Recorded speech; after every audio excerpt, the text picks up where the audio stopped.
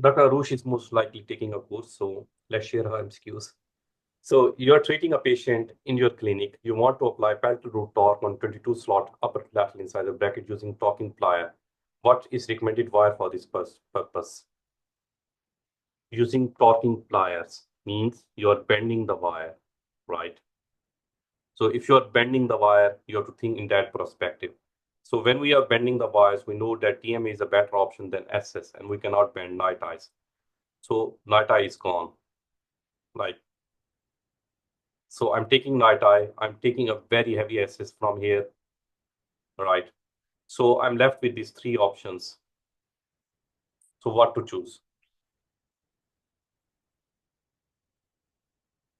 1622, 2125 TMA or 1925 SS?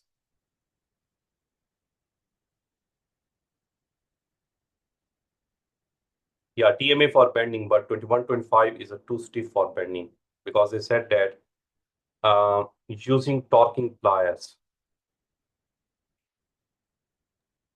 So the option, I believe, is 1622 SS that is left or 1925 SS that is left. 1925, sir. It would No, remain. sir, 1925 will be very stiff, sir. 1622, sir. Dr. Harris, there is this picture in the Prophet. I know Prophet is not followed here widely, but that chart says that whenever ever there is an O22 slot, the final finishing wire is could be 2125 TMA, especially when you need bending. So cannot we stick to Prophet for this particular question? Not bending when you put it straight. When you do bending, it's a 1925. Okay. Like when you are going for a straight wire in TMA, that is 2125 wire. When you are going for bending, it's a 1925 in TMA. Yeah, I think yes. I think you are right. I was mistaken. Yes, 2125 it is TMA is too 19. like it's too big. You give a small bend in Mm. 2125, it exceeds the slot dimension. Mm-hmm. Yes, it makes sense. Thank you. And that's why, like what we are solving this MCQ, in which a straight 2125 wire is given, and we are choosing low range rather than formability there. Mm-hmm. Then other MCQ related to properties.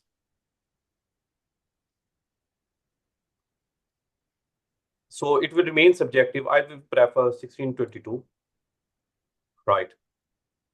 I won't go for 1925, but some people might choose 1925. In profit, like, in clinical cases, they have given 1925 SS for torque and 2125 TMA. Like, I believe they are placing the straight wire there. They haven't given 1622, but they are not bending the wires there.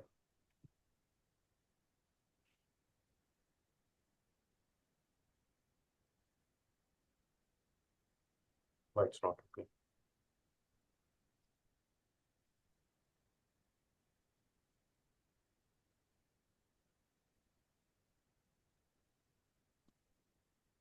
Okay, so not here. These are clinical cases.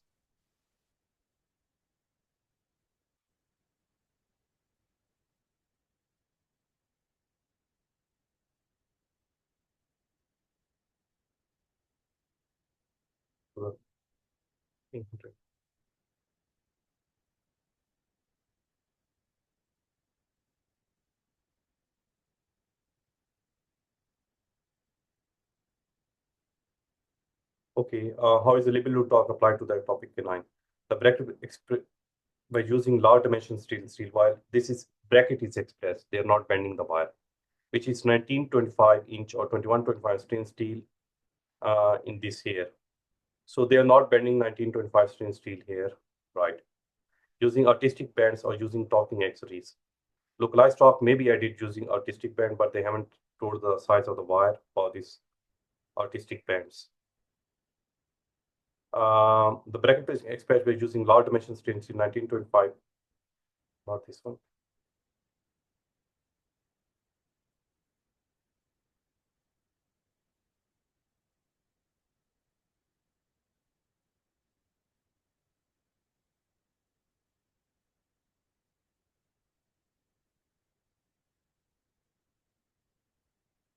So in educate, large dimension stainless steel wire 2125 T 1925 TMA or 2125. Okay, this do not give us our answer.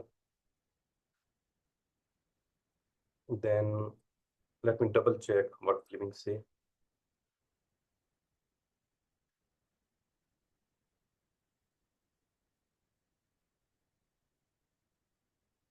Where is Fleming book?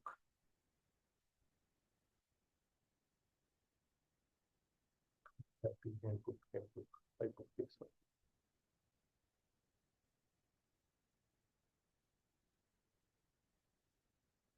Okay, application. Okay, that's good.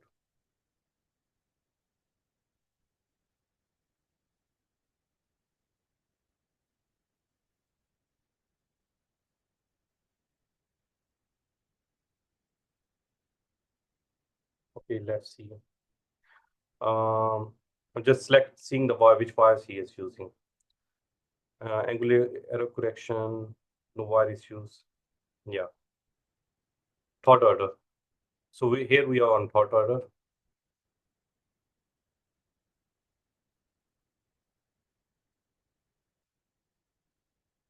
Don't see which wire he has given in second order. Okay, so a rectangular arch wire, 1925 stainless steel or bitter titanium is ideal for torque delivery along three-dimensional control. Large dimensional wires can be considered, although they increase the force considered. A similar process observed at first and second order correction with coordination. For local wire bend stopping pliers may be used to bend the arch wires in upper two region. It can be, have they given the wires? No. It can be difficult to determine the direction which the bends of the arch wire to the and guide it may be difficult. That's a problem.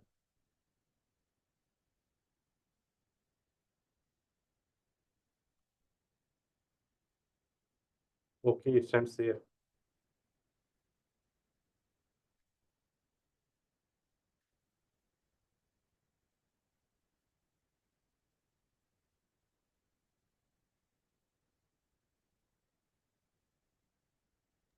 Sir, it said 1925 in stainless steel in third order bends. Yeah, but those were straight wires.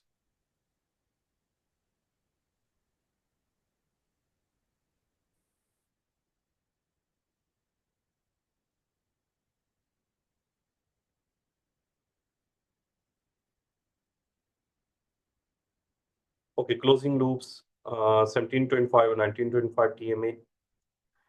Additional benefit of using rectangular wire. A rectangular stainless steel on or TMA wire can be used.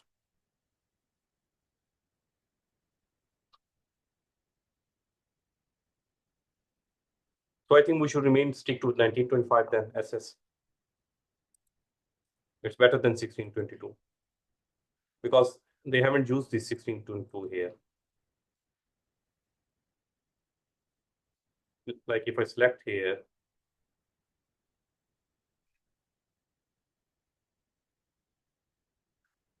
like even in clinical cases, they hardly have used 1622.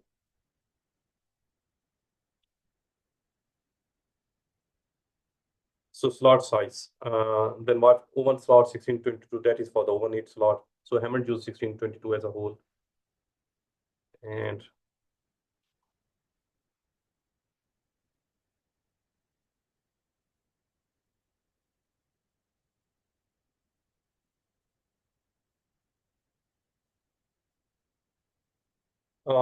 weakness in the bracket in relation wire design manufacturing metallurgy properties. There is, for example, accepting the 19 has approximately 8 degree plane 22/8 slot. Okay, that's good. We have seen the friction in the fixed appliances 1925. Initial orthodontic alignment, nickel titanium enlargements and round wires, scale wires. Duration of alignment, 19 wire in extraction cases. Numerous studies investigate the effect of wire and bracket type and duration and have been undertaken with less than 8 months on usage. Bonding of the second molar can be definitely rectangular. 1925 reverse curve speed wires, okay. RCS rectangular steel wire reverse curve speed 1925. Stainless steel wire, okay, they are giving for RCS. loop mechanics, despite engagement 1925 stainless steel wire with reverse curves being included. Edgewise loop mechanics 1725, in 22 slot brackets, space closure usually carried out 1925. Rational use 19th doing space closure. In certain undersized or overnight stainless steel can be used where inclination changes or level segment can be required. So this is for biomechanics, like you can, if it's a Bimax case, right? These people are even using 2.0 or overnight stainless steel where inclination changes are required. Like I prefer rectangular wires, but many people say that 2.0 SS or 1.8. In fact, full top expression, the lower anterior segment may be under desire in class 3 cases, where preferential retraction of the mandible incisor may be required in order to establish an increased OJET. So just keep in mind that round wires are also used for retraction of incisor. The base which passes for, okay.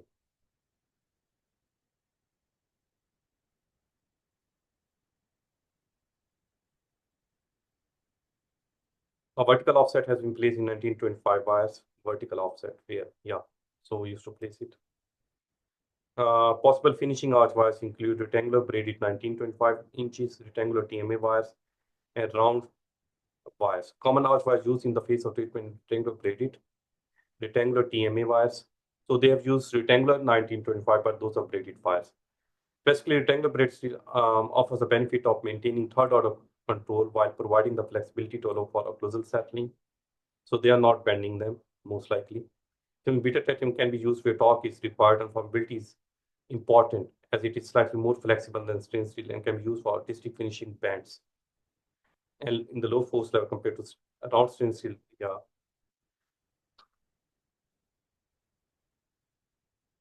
Common arch wires used in face of treatment can be rectangular braided. Yeah, we have seen that. Space closure. Just a second. Okay.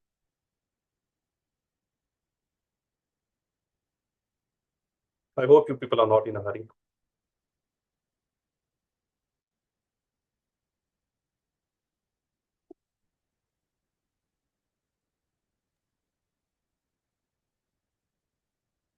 The arch wire, typically round or rectangular stainless steel, is coordinated. So angulation correction second order. And cut to length, but excess allows. So this is not important. I'm just seeing that when they use TMA. A vertical offset has been placed in the upper 1925 TMA finishing wire to increase the overbite.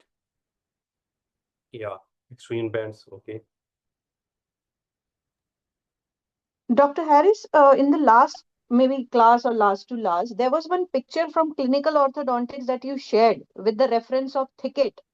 Yes. Could that give the answer? I am trying to search for that picture myself as well, but I was just wondering if you remember it more clear. Yeah, I will give you I'm going through TMA here. That meant they use TMAs, right? Okay. Because for 1925 TMA for lighter wire, they said formability is important. So common arch wire used in this phase of rectangular braided, we have seen this one. Like here they said that like the benefit of maintaining third order band control by providing flexibility. Similarly, beta titanium can be used where torque is required and formability is important. It is more flexible than stainless steel, used for finishing bands. So where they are using finishing bands, then it's a formability test is important. Localized bands can also be placed in formable wire, stainless steel, or TMA to improve the vertical bands. A rectangular stainless steel or 19 or 25 space closing loops. Okay, we know it. In and out, TMA. Okay.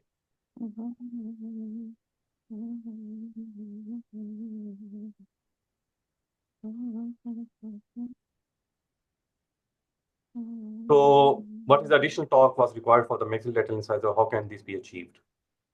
So that can be achieved by use of 1920 stainless steel wire or TMA wires. Additional torque. So yes, that can be answered here.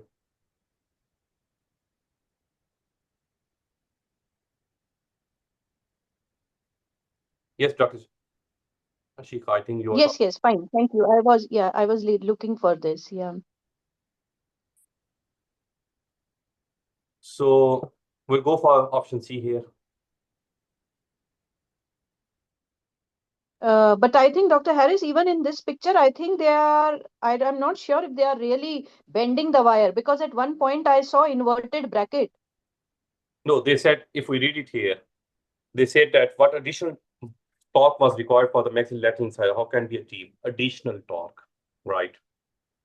Yeah, but in the explanation, if you read, the second sentence starts like this: the maxillary incisor brackets can be inverted.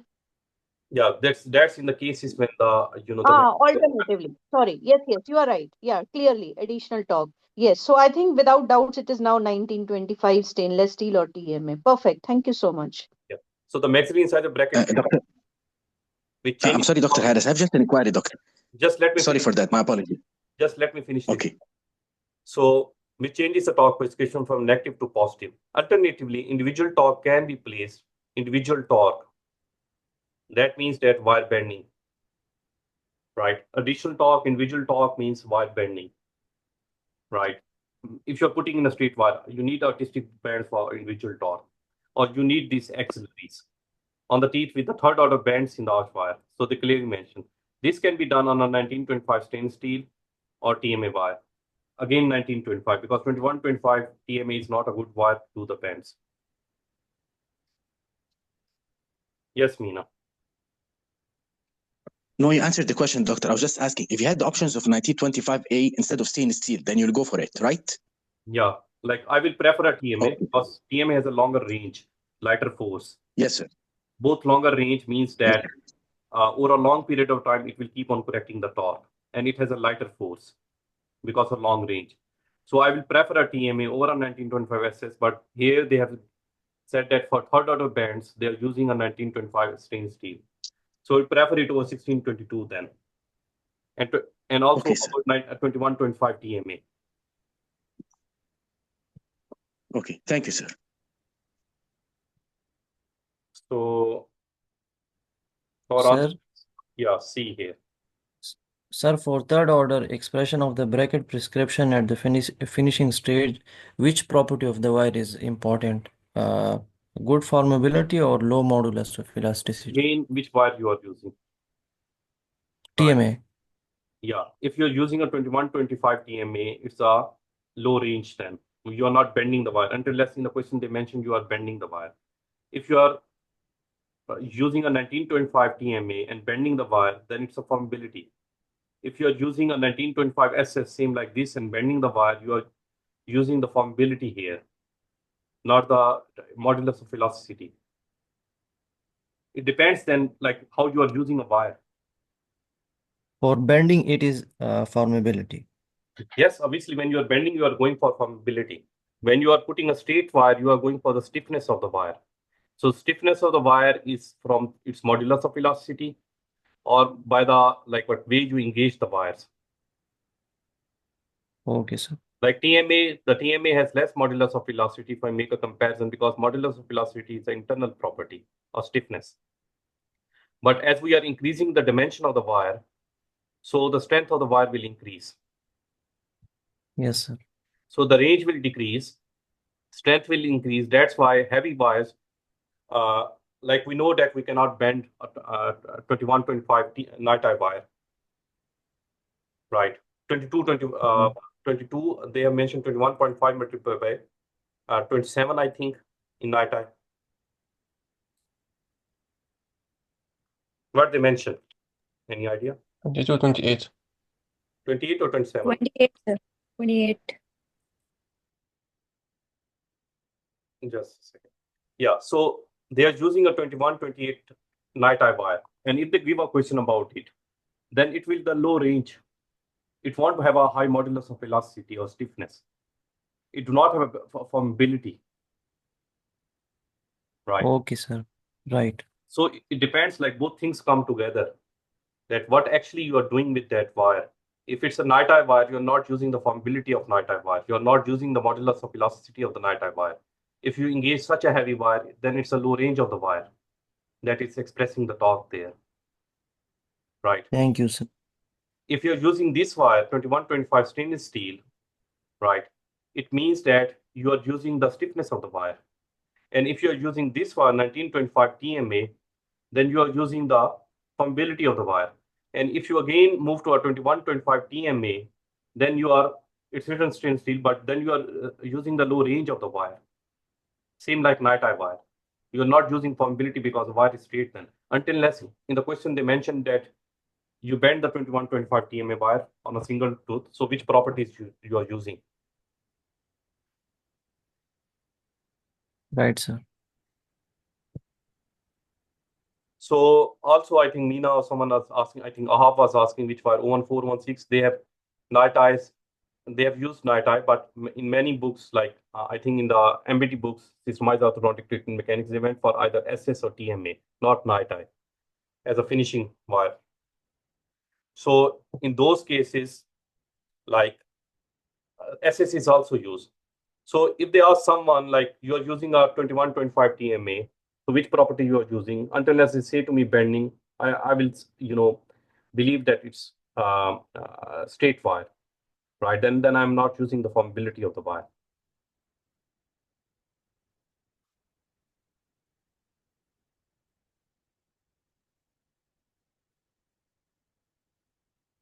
Yeah, so I hope we should move forward.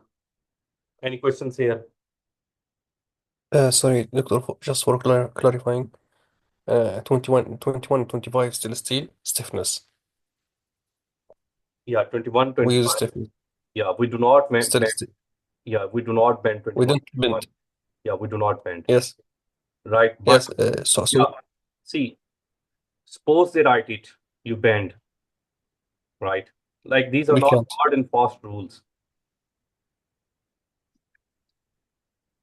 These things are not hard and fast rules.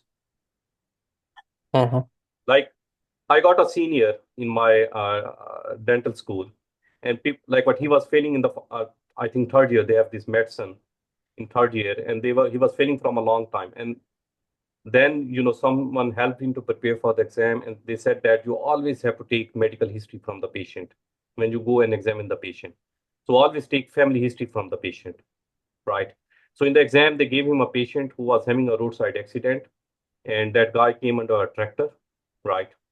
These agricultural tractors. And then he took a family history. That is anyone else in your family came under a tractor, right?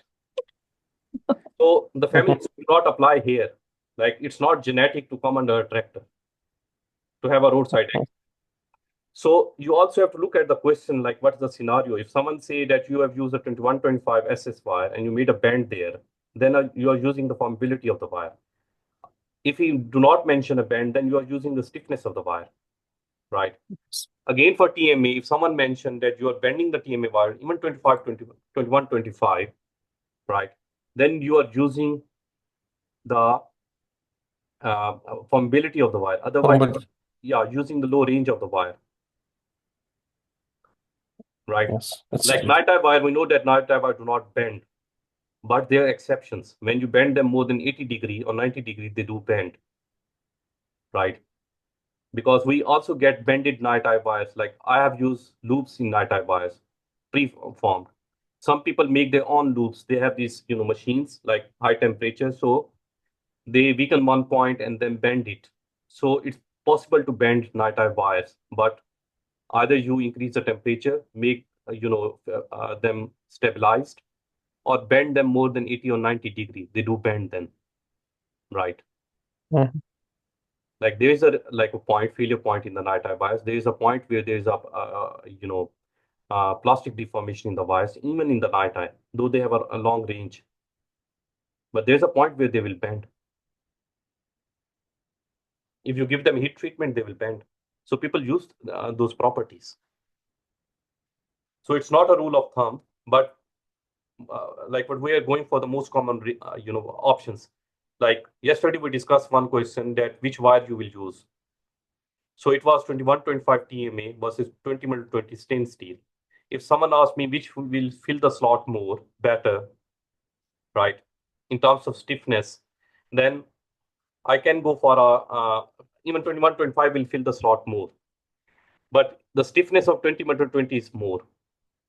but that wire is less used. So I will go for a 2125 TMA that is used because of its low range, right? And the low forces, obviously, rather than giving a 2125 stainless steel.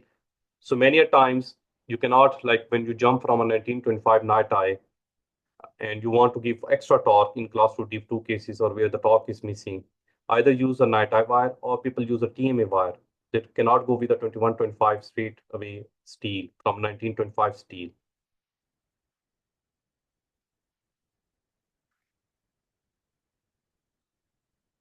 So we spent 45 minutes on everything. Can you click on the picture above Dr. Arush's question, please? Again?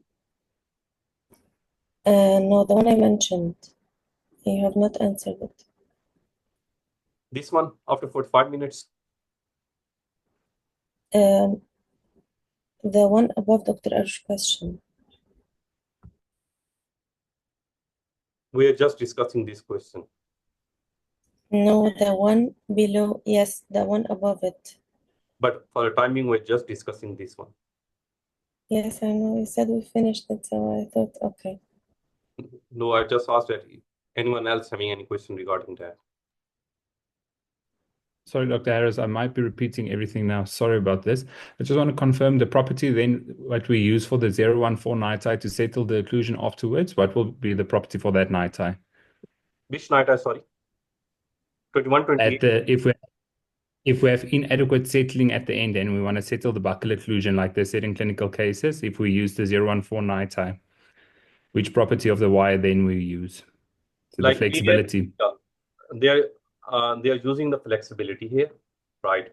Like I personally go for a dead soft coaxial wire, right? Because these wires have a play in the slot, right? Because when you use a 014 wire, there is a lot of play in the slot, right? Because this is not fully sitting. So for buccal occlusion, the elastics and these night eye wires are maintaining the arch form. So again, they might be using the low range and then also the decreased size play in the slot. Perfect, thank you. But when I use these wires, I prefer dead soft coaxial. So I'm giving elastics there. If I give elastics alone on those teeth, they will come downward because elastic bring downward, but I will lose the rotational control.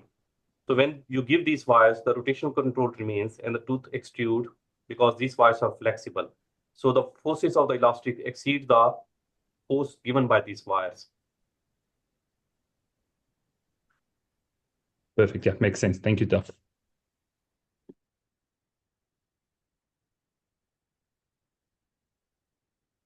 Yeah, should we move forward to the other question which Dr. Sara said? Yes, perfect. Okay, so what is the other question? Because I see a half over question over. The one below the panorama, the one below the panorama question. It is by Dr. Sara Khalid, not Dr. Arush. Yeah, no, the one above, the one by Dr. Arush, this one, yes. It's again by Dr. Sara Khalid. Doctor, the one below. This one, yes. This one? Yes. With the OPG? No, the one below, the one with the OPG. Again, this is by Dr. Sara Khalid. I don't know Dr. Arush has changed his name. This one, yes. Yeah, this is again by you. Yes, so should we choose A or C? I haven't read the question right now. Okay, sorry. Yeah, a 12-year-old patient attended to clinic with his parents after referral from his general dentist. After examination, orthodontic fixed appliances were needed. However, he was presented with modified white brownish yellow application of his front teeth, suggesting fluorosis. However, he was presented with mottled, white brownish. How to bond bracket? Usually, I don't think they will apply resin-modified GIC because they have extra fluoride contents. GIC okay, so see has extra fluoride content. So they do not go with more fluorides in fluorosis. So they go with the conventional composites, right? They just increase the etching time, right? Because the normal etching time is from 15 to 20 seconds or 30. So might be they increase the etching time and then they go with light pure composite. Okay, thank you so much. So it should be like etching time should be 60 seconds. They can increase the etching time because there are a lot of fluorides. Even some books have written fluorosis is hypomineralized because the original contents are less, but obviously in terms of fluoride, it's hypomineralized. So that's why they are increasing the etching time. It's a hard surface. And then they are using this one. They are not using glass venomer, resin modified. So option C here. Thank you so much. So, Dr. Harris, in Bristol notes, even in fluorosis, it is mentioned that we will increase the etching time and whatever you indicated. But I think even in resin-modified GIC section, they have mentioned that we can use in fluorosis RMGIC. In Bristol notes? No? Yes, yes. Under the section of bonding, in the resin modified GIC heading, there are these two conditions mentioned. I am also checking, and if I get a picture, then I'll also share. Because traditionally it's not used. Sir, they put an adhesion promoter for fluorosis. In Bristol notes, it's also mentioned. They use resin modified GIC. No, sir, an adhesion promoter, like. No, that is something else. Like, did they use resin modified? Because No, sir, no, sir. fluorosis itself. Yeah. Yeah, Dr. Harris, I think, it is mentioned fluorosis or amylogenesis imperfecta. We can use resin modified GIC apparently. And even in fluorosis section, they have mentioned RMGIC. Even though longer etch time and long wash is also recommended though. But then the irony remains which to choose.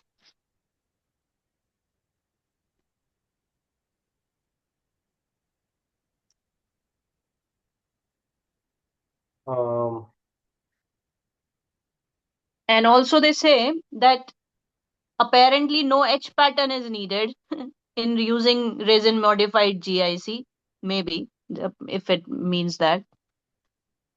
And what's because I shared one document, so what that document share? Sorry? What that document share? I shared that one document from bonding. Just now? No, like few days back. Doctor, the documentation should increase the time.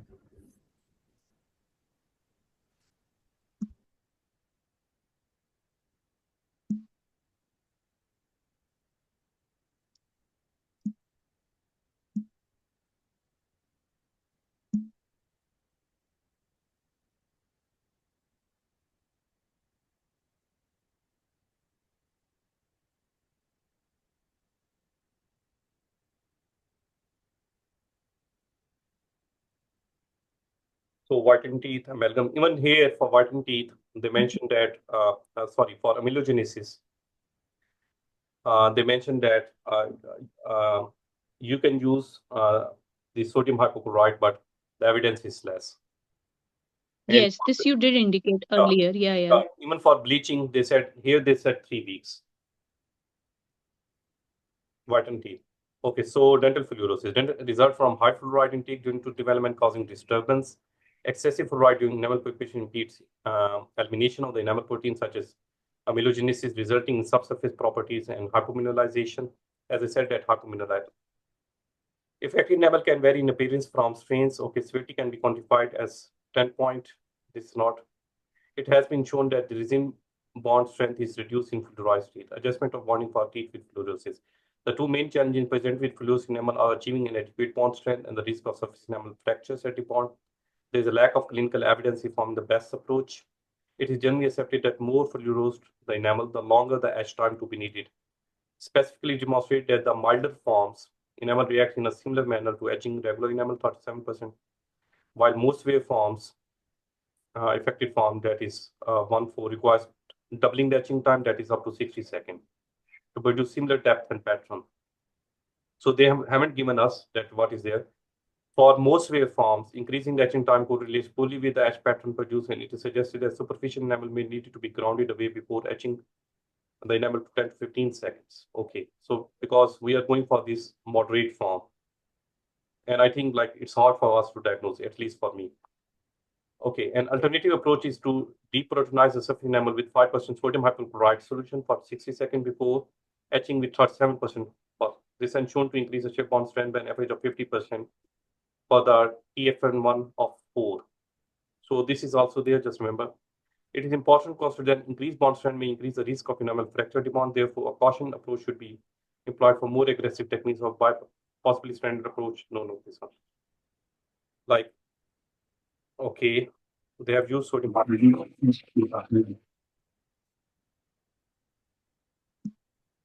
So, RMGIC.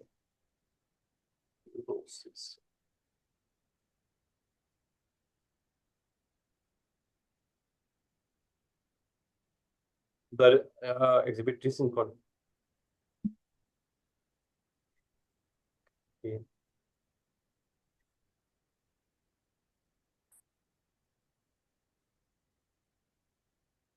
Because usually the incidental evidence is you do not use these fluorides in fluorosis, RMGIC.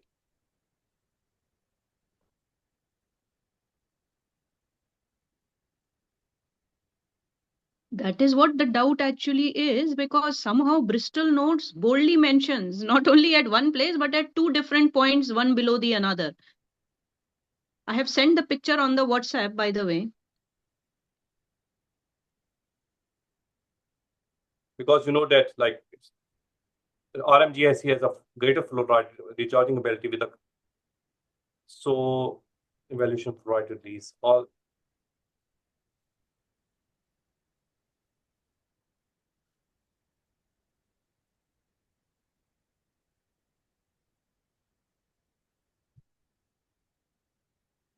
Doctor, doesn't the fluoride release help in bonding of the to the fluorides on the tooth, or no?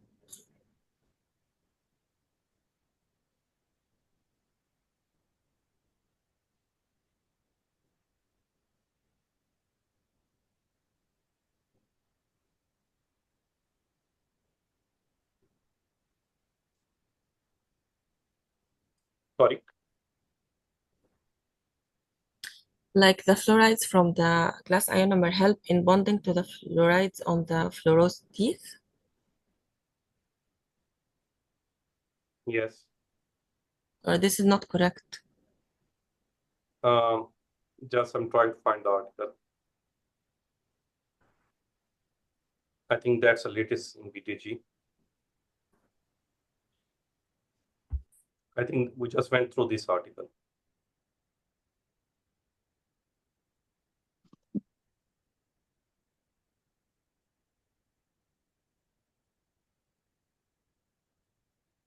Yeah, we just went. That's the latest that haven't mentioned resin modified. Yes, what is your question, Dr. Sarah? You were saying that they avoid using resin-modified glass ionomer in fluorosis cases. Yes. So I'm saying, why not if the fluorides from the glass ionomer help in bonding to the fluorosed surface, or this is not correct? Like they release fluorides. They take it from the oral environment and then they release. So they are good in white spot lesions, amelogenesis imperfecta, but a surface that is already, strong and they have this lot of fluorides. Why to use an extra fluorides then? Okay. Maybe not for the fluorides, but sorry to interrupt. Go ahead, please. Okay, go ahead. You go ahead. So what I was saying was that maybe not because of fluoride you want to use resin-modified GIC in fluorosis cases, but for a different reason, as is mentioned in Bristol notes under bonding section, under resin-modified GIC if you go through. Yes. It is mentioned covalent bond may be useful where H pattern is difficult. Example, fluorosis or amelogenesis imperfecta. That is what is making me confused that what should I choose? Resin modified GIC or I should choose longer etching time, longer wash and whatever. I will go with the longer etching time because even the latest BTG articles say longer etching time. Yes, that also makes sense. And even like this covalent bond for fluorides, like it's also controversial for GICs. They say that mostly the bond is ionic.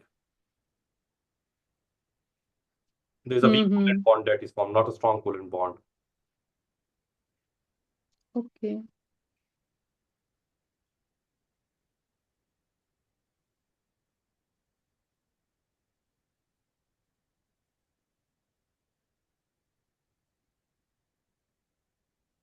For a normal GIC, the bond is purely ionic, no, Dr. Harris? For resin modified, it could be covalent, no?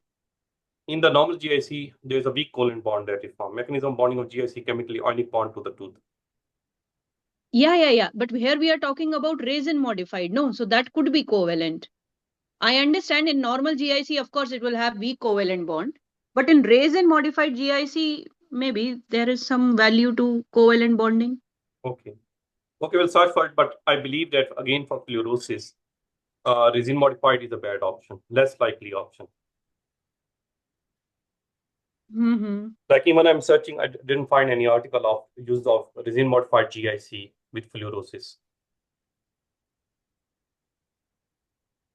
That way in Bristol, the reference is Hegarty 2002. No wonder it is old compared to the articles that you have shared.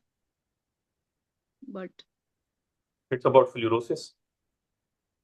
So it's about that same sentence that I just mentioned. Covalent bond is useful where H pattern is difficult. Example, fluorosis or amylogenesis What's the spelling imperfecta. for Hegarty? Like you shared the picture on WhatsApp? Yes, I have shared. On WhatsApp or? And in that, on WhatsApp. And in that picture, if you read the resin modified, sorry, somehow the... No, like it says... Yeah, somehow... Yeah. I'm sharing the picture again, Dr. Harris, because in that picture, the full name of Hegarty 2002 is not visible. Now I have shared, you could please check. Hegarty.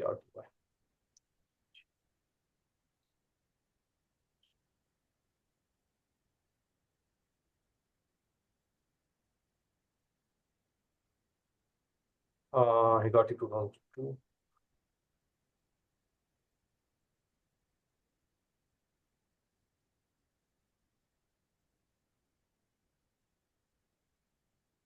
In vivo bracket retention copism of resin modified glass.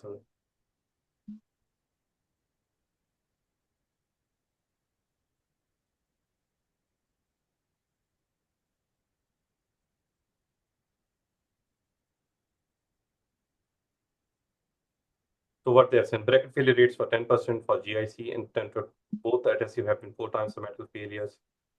A randomized clinical trial was performed comparing the resin modified GIC adhesive and no mix this over 12-month period.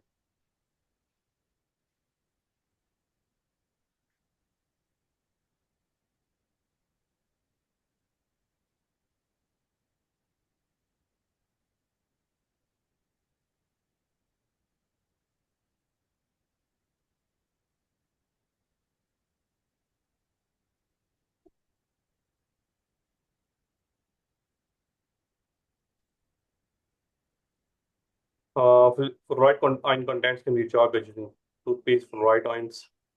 So there's nothing fluorosis in this article.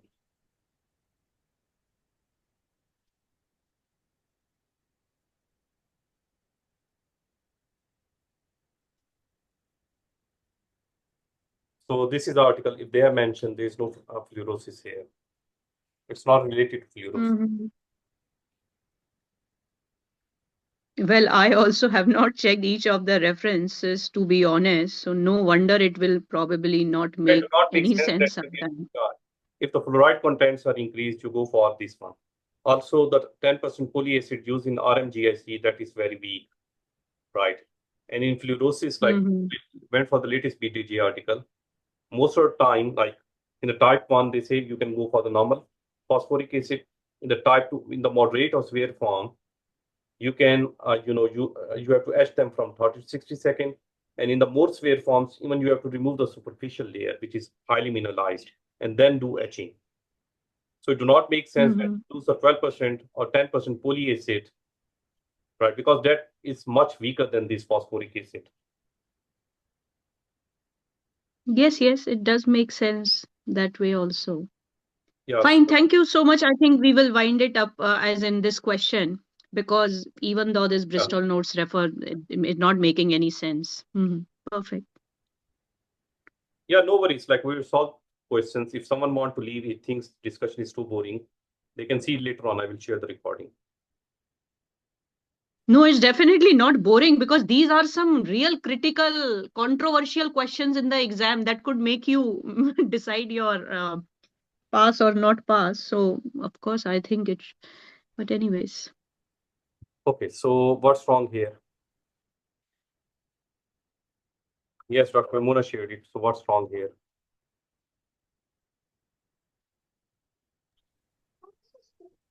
Sir, please explain this to me, the answer. A patient attends your clinic with anti-open bite. He had incompetent lips. Ojet of 12 millimeter. He had a vertical growth and a high mandibular plane angle. Cephalmetric analysis revealed that the upper incisor frontal plane angle was 125 degrees and had brought 100 degrees. What will likely occur in relation to the ojet and this patent chapter correction? See, this question can be solved two ways. People used to solve two ways. I like the other way, which is in the handbook of orthodontic,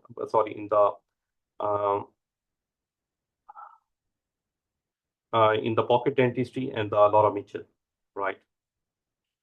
But the problem is like the British like solve this question only by Royal London space analysis. That most of the people said.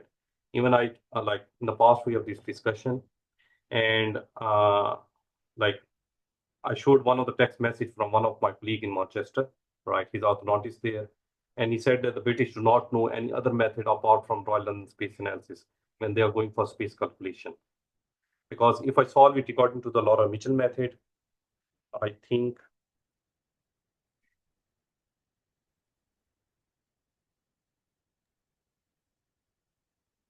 where is inclination? Do you see Laura Mitchell? Do not see a Laura Mitchell here. Must be versatile hypophysics supplies.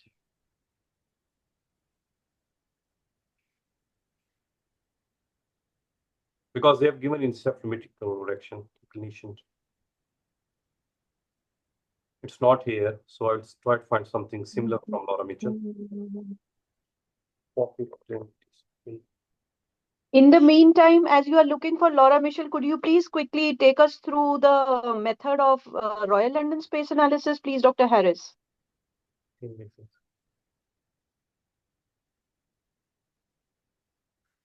Sorry? So, no, that is fine. I was just requesting you to talk us through the method of Royal London space analysis to solve this question.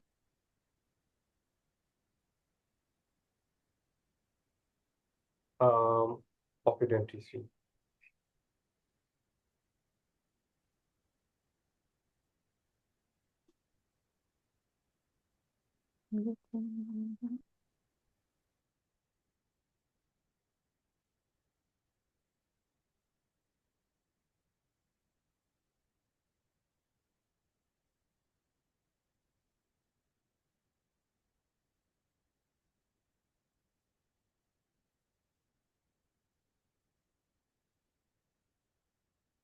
Okay, that is in pocket dentistry, but the lines are actually taken from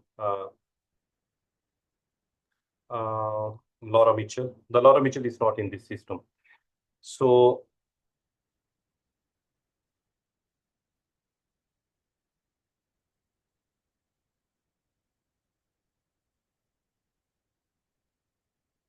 if you give me 1 minute. So what you want to know for the other thing?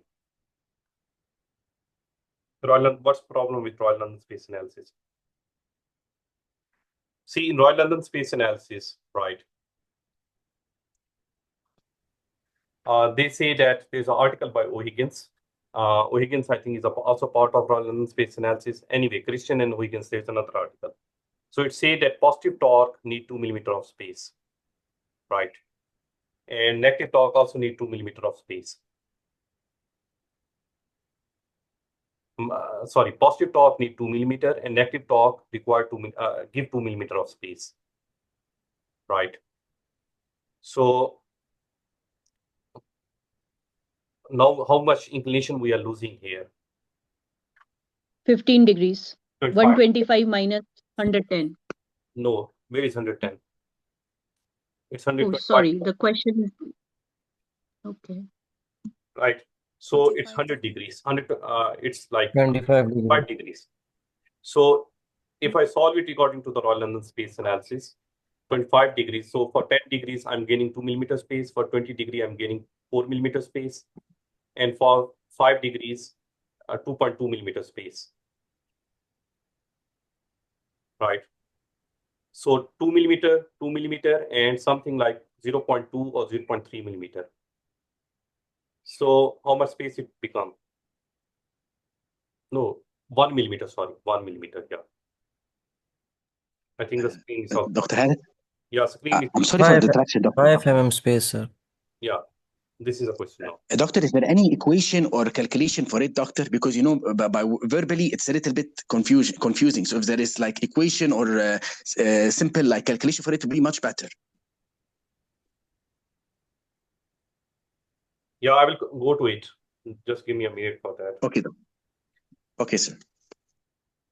So we are losing 25 degree inclination, 10 degree 2 millimeter, 5 degree 1 millimeter. So it becomes 5 millimeter, right? Do you agree on this? Yes, sir. So it will become 5 millimeter, like we are gaining a space of 5 millimeter.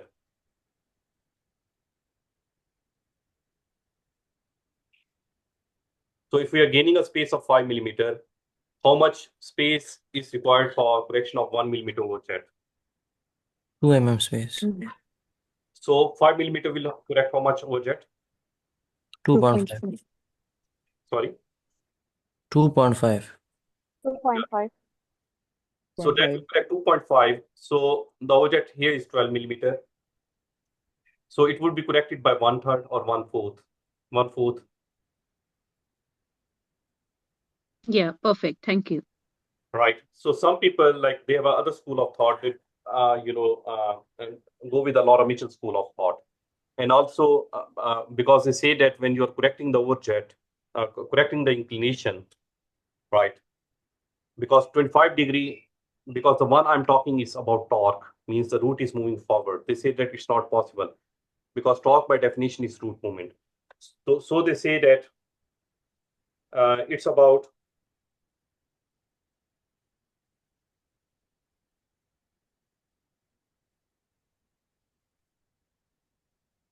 So they say using the space rather than gaining the space. So see, they say that the tip of the incisor will move backward. Incisor edges will move backward.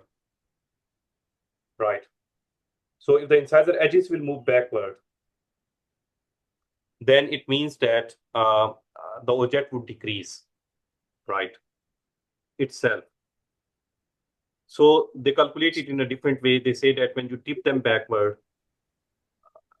the edges, right? So it depends that how you are correcting this 125 degree. By pure torque, that is losing torque, means the roots can come mesial and the crown remains as the same position. In that case, you gain 5 millimeter space, and then you can correct the overjet by 2.5 millimeter. Or you can tip the crowns backward. So I think for every like 5 degree or 10 degree, you gain 2 millimeter of, you correct an overjet of 2 millimeter, right? Or 4 millimeter. I'm just trying to find this one because this equation is different there.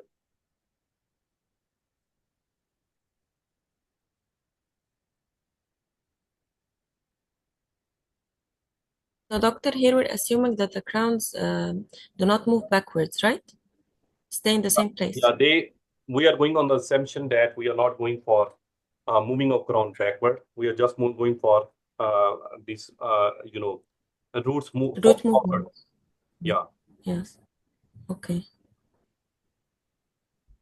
So there, it would be like, let me make it very large. Extra large ones.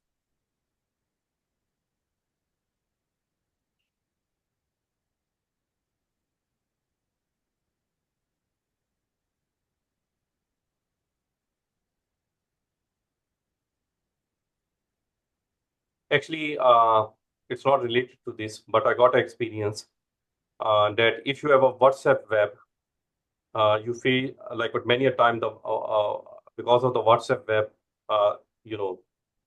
it gets disconnected, right? The WhatsApp on other devices, because everything like what in the past I do not have this difficulty. Like I simply go to WhatsApp, but now it's only on my cell phone. I cannot open it on my desktops, laptops. It's not synchronized the way it was used to be.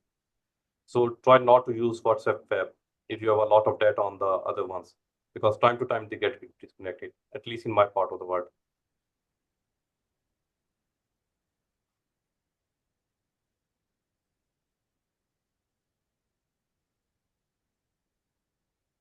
Okay, this is important. We are just going through, so why not? So sometimes people argue that it's only the long bow or the short bow, because I think Dr. Hiba was talking about this yesterday. So they have these 3 different bow configuration right here, right? So the line of the force passes through the center of resistance. And we see here 3 different bow configuration, and the line of force passes through the center of resistance. It's from profit, right? So it's basically the line of the force and not the length of the outer bows, right? Yes, the length of the outer bows make a difference. So in low angle cases, like in cervical pull headgear, if this line of, like, if it's short bow and it's moved upward, or it's a very long bow, it moved downward, both can achieve bodily movement. So it's the line of action of that is. When do we say it's not bodily movement, that it's mesial tip of the crown or distal tip of the crown? When we say what? When it's not, like, you see, when it's yes, above the center of just resistance. tipping of the crown. Yeah, when it passes above the center of resistance, right? Above the center of resistance, then it's root movement. When it's at the center of resistance, it's bodily movement. And when it's below the center of resistance, right, it's crown movement. Also, when yeah, you mean what? Go ahead. So here there's no bodily movement. Yes, there's body movement in one of them. This one. Yes. But it does not have anything to do with the length of the bow. It has to do with the length of bow, because the line of action of force, like if you give a short bow, right, but that is straight in the cervical pull headgear, this is this level, it will never pass the forces through the center of resistance. Okay. So just see that where the forces passes, just trace a line. And basically we are talking about this thing. This is all, like, if you see here, this is mostly like what pure torque coming here. This is pure torque, because it's the roots are moving here. So the question we are solving is based on pure torque. If you solve it on tipping movement, then it's a different story. I'm trying to find. Eventually, I will try to do it.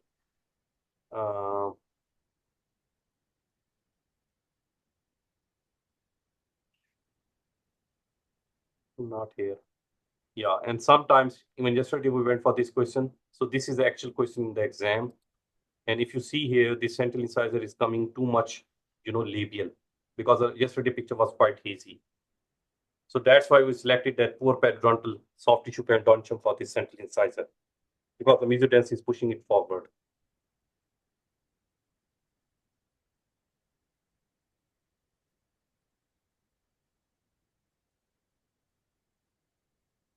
Okay, I'm not still there. I'm trying to find the picture. I hope you know these position jigs, because they came 2 times in the exams in September. Sir, what are you trying to find? Like there's one screenshot I shared once you shared about 5 degree and 0.5 mm overjet rejection. Yeah. Sir, I just shared. For 5 degree of condition reduced by overjet by 0.5, which reduces space required for the incisor. No, not this one. I'm trying to find one from Laura Mitchell or the handbook. I think they mentioned when you tip the incisor backward, it's about tipping. The overjet would be decreased by, it's a relation between, because the Royal London and space analysis do not give a relation between overjet and torque. They just give you how much space is gained or reduced by torque.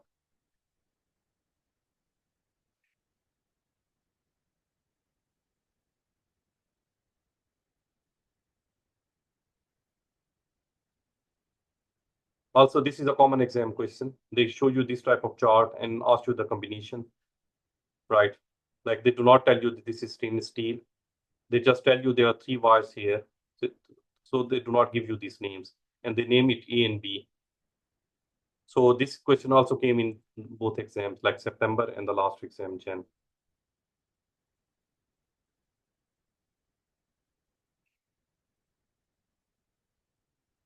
Yeah, I found it.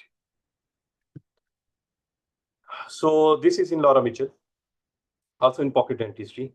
Another useful guide for assessing the tooth movement to assume that 2.5 degree angular movement, a point of rotation 1/3 of the way down from the apex of the root, the upper incisor edge will translate approximately 1 millimeter.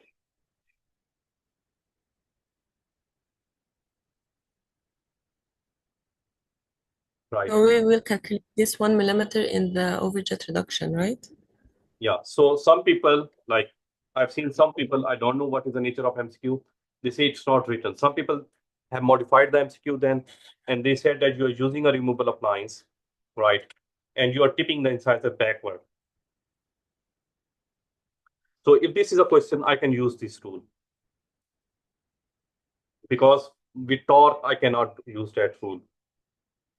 If it's a removable appliance, I can use this rule, right? So if I tip the incisors backward, because this is a pure tipping. So if I tip them 2.5 degree backward, my OJET would be reduced by 1 millimeter. So if I tip them 10 degree, means 25 degree backward, my OJET would be reduced by 10 millimeter. Do you get the point? Yes, if they So say please tip repeat. equation, if they say torque, we use the other equation. No, if they do not mention, like if they mention that it's a removable appliance and you are tipping them backward because we cannot have torque, right? We use this equation. Yeah, so we can use this equation because the other question we are solving pure on the purpose of torque, right? Using the O'Higgins study.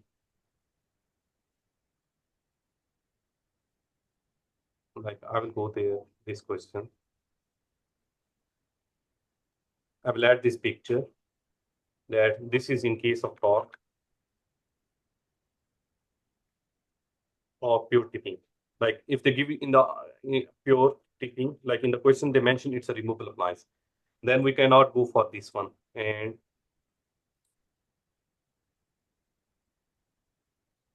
hardly the I go back to my folder. Yeah, so this is from Laura Mitchell, right? The page was this one, and this is in the pocket dentistry. As a rough guide, assuming that 2.5 degree angular movement every 1 millimeter linear movement of the incisor edges. So they are making this self-correction when they are tipping the incisors backward.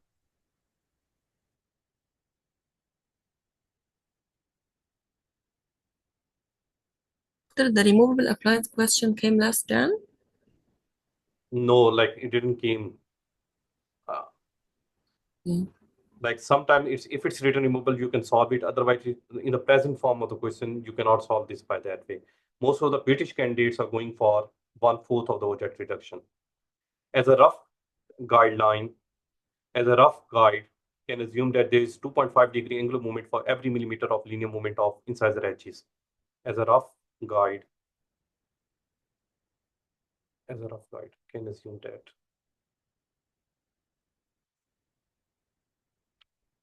As a rough.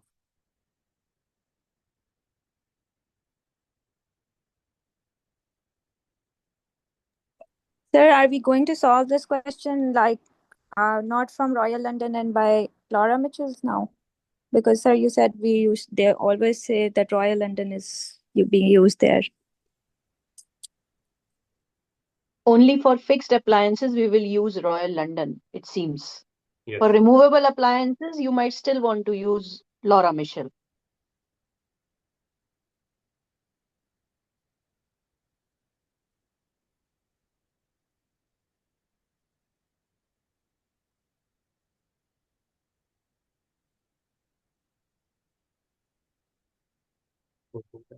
Not working on this side. Okay. By the way, Dr. Harris, in Royal London space analysis also, don't they say that when you take the incisors back, you are losing the torque? Yes. then that is what is giving you space in the arch. Yes.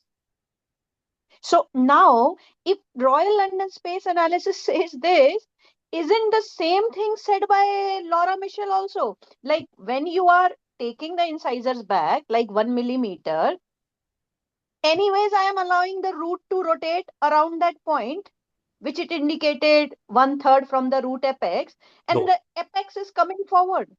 So that will bring the contact area also forward, no? So don't you think it is the same thing No. that they are talking about? No. What Royal London space analysis is about, it's about torque, right? When it's about torque, it means that only the root is moving. Here, it's like what's written in the Laura Mitchell, and I just shared to you in the picture. Yes, that yes. uncontrolled tipping means the crown is moving toward one side and the root toward the other. About a point of rotation, 1/3 the way down from the root apex. So this is rotating. Angular movements, right? So that is decreasing the overjet. In torque, we do not have this decrease of overjet because the incisor edges do not move.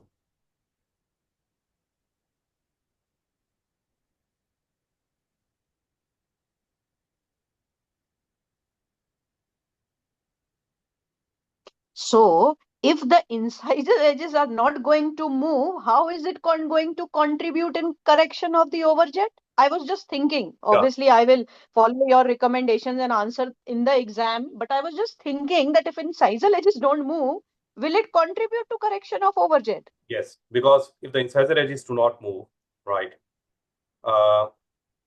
then there would be spaces. The contact points when you will give torque, there would be spaces between the incisors, right? Oh, using those spaces, I am changing the incisal edge. Yeah, first you used to give negative torque, 25 degrees to get space between the incisors, and then you can retract those incisors backward. Yeah. Now it is making more sense. Perfect. And also, like last time, it's a pending question from long time by Rion, and he said that in this, STCEP guidelines, they mentioned that for denture patient, they have this candy infection. For non-denture patient, it's a streptococcus, right? So it's an article from Journal of Orthodontics, the official journal of the British Orthodontic Society. Angular cheilitis is multifactorial condition that occurs in small percentage of patients during orthodontic treatment. Good oral gene can be associated. Angular cheilitis that can help this. And the main organism that for angular cheilitis they have written here is a candida. Angular cheilitis is a very microorganism is clinical as streptococcus. However, it is most commonly classified in the dental literature as manifestation of candiosis. Is an inflammatory condition. This is Candida albicans. So here in this article, if you want, I can share it again. Are you there, Rion? This is again another controversial question, Dr. Harris, because yes, I do understand that in SDCP and even in the reference that you are now sharing, it does say that non-denture patient means staph and not candida. But again, there is an equal amount of literature on the Google which says that in orthodontic fixed appliances, also you have candida. So that is where the confusion arises. Yeah, because he asked this question. So even last yes. So last time we decided that we will go for candida, not Staph aureus, right? Based on this article. Yes, exactly. So I'm going to share this one on the WhatsApp, right? So have a look, and if there are any doubts, we can discuss later on.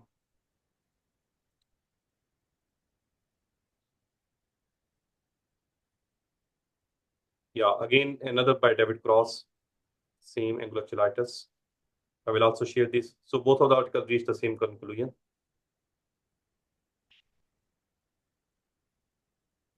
Because it was also like what I issue that was raised by many candidates last time. Now I move to I'm just trying to find O'Higgins.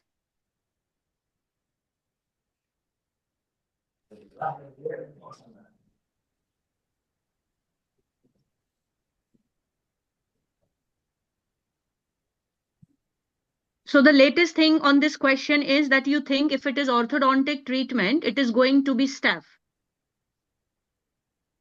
Yeah, no, if it's orthodontic, it's Candida albicans.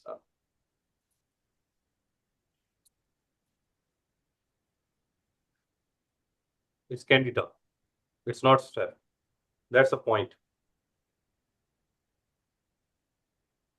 But you said SDCP says that Yeah, SDCP say, but if we see the other articles on the Journal of Orthodontics, right? Yes.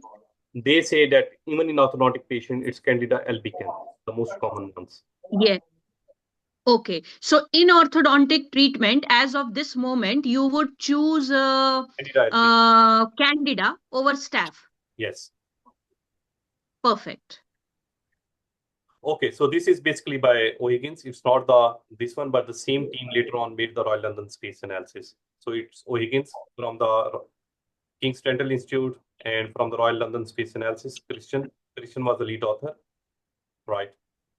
So when inclination of average 1 to 1 to is increased by 5 degrees, an increase in the arch length of production 1 millimeter is expected. Right. So you need 1 millimeter, this one. So they made it for 10 degree, like. لنهاية أي رسمة. So I will share this article for this one. Right. يمددها عشان راتب.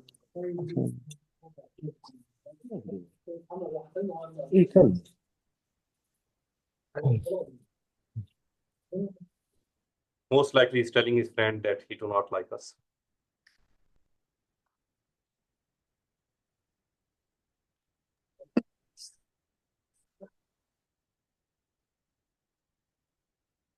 So this is O'Higgins, the original articles, and they base it on 10 degrees because there are some people who claim that 10 degree value is very random.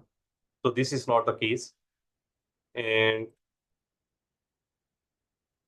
there's a great variation in the space requirement of the patient teeth and their inclination is altered. In order to quantify this space requirement, change in order of 1 millimeter can be expected when inclination of altered by 5 degrees through an every set of inside. However, the exact amount will vary depending on shape inside. Including when planning treatment of a patient. Yeah. So these are the main points there. A 1 millimeter increase in intermolar width will allow approximately 0.3 millimeter reduction in overjet. That is also in the Royal London space analysis. It's again from the O'Higgins study. This may express as accretion of 0.6 millimeter space because many people think that for 1 millimeter expansion, 1 millimeter space. So that's not the case. Also, and other important interesting things, because I used to show people about this Niani book and people argue with me. The removal of force will allow reduction of a jet of a greater magnitude than the average width of the teeth removed, provided that the intermolar width is maintained. Because for 5 millimeter jet reduction, you need 10 millimeter space. For 6 millimeter, you again need 10 millimeter space, right? And as we do have time, so I will take the liberty. Sorry, Dr. Harris, can you please explain this underlying thing again? This seems a little bit, what is it? That the removal of four. I shared the How article. come removal of four? Yeah. Yeah, so I will but to explain it more, I told you we do have time, so. So they are saying when you extract four, imagining the width of four is 7 millimeter, I would end up reducing an overjet. Greater overjet. More than 7 millimeter? Yeah. How is that magic possible? Yeah, because of the increase in the canine width. Oh. New folder, not here. Are you looking for the explanation of this line? Just to double check? Yes. Mm-hmm. Because most of the things are in my laptop, not here.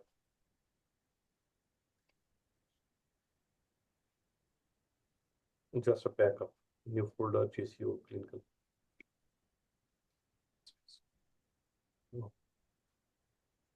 I think I want. In the exam, would they even have an answer key, Dr. Harris, by the way? Or they themselves are not aware of the sure answers and they will just randomly make you pass? Or yeah, they no, it's computerized checking. They do vet the questions on the back end. So anyway, I will tell you from Fra the Niani book, right? Because it's in the other Mm-hmm. system. It's not here. Let me check again. Yeah, there's a folder here. Yeah. So where it is, clinic note, MCQs book, mark notes of patient. Yeah. This is not here. Patient, yes.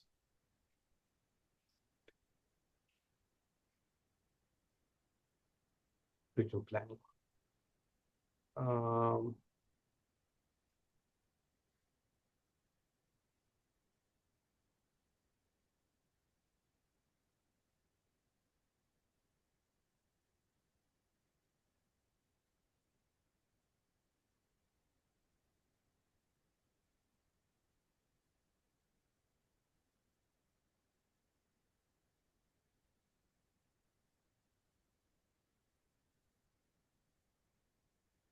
Yeah, so we'll start here. So the first thing here, because sometimes you get these OJet issues. So this is important. So large OJet requiring upper incisor retraction of 6 mm or more require less space, as retraction will also result in a change of arch form, mainly upper canine expansion. It has been shown that additional 1 mm space on either side will be created by these cases because of the increased intercanine weight. In cases of 6 mm retraction example, the space required is 10 mm and not 12 mm. Right? Mm-hmm. This is also mentioned in Royal London space analysis, no, by the way?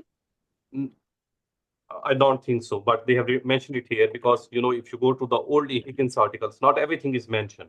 So when they are going for these things, they went to these other articles, which they have done in the past. So that is mostly a part of the Royal London space analysis. Right. Okay, so this is what reference, Dr. Harris? Laura Michel. No, this is by Niani. Right. This page is 91. I will show you the main book. This is a British book, very much British book. Oh, can you please share the snapshot? Yeah, perfect. Thank you. Diljit Gill and Niani. And these articles were written highly. Dental updates, and then they collected all the articles to make a book. Right. So if you see the authors, one of them is a consultant orthodontist at Eastman, and the other is at the St. George Hospital. Right. So like this is a very much British book. You cannot deny what is written in these books. And everything is published in Dental Updates. Mm-hmm. So this is one thing because they are trying to explain the Royal London space analysis here in this chapter. Okay. Right. Mm-hmm. And then if I slightly magnify it, so just solving the question we just discussed. They said that where the teeth are significantly proclined, right? Like first I will read this one. Where changes in the inclination is 10 degree for all 4 incisors, 2 mm is required. Means you are giving a positive torque there. Right. So the same O'Higgins we just discussed. Now the opposite. They said in contrast, when the teeth are significantly proclined, the OJet is corrected by tipping the teeth until normal inclination is achieved. This occurs when there is less palatal movement of the contact area, right, than of the incisor edges. In all 4 upper incisors are tipped backward by 10 degree, the gain is 2 mm.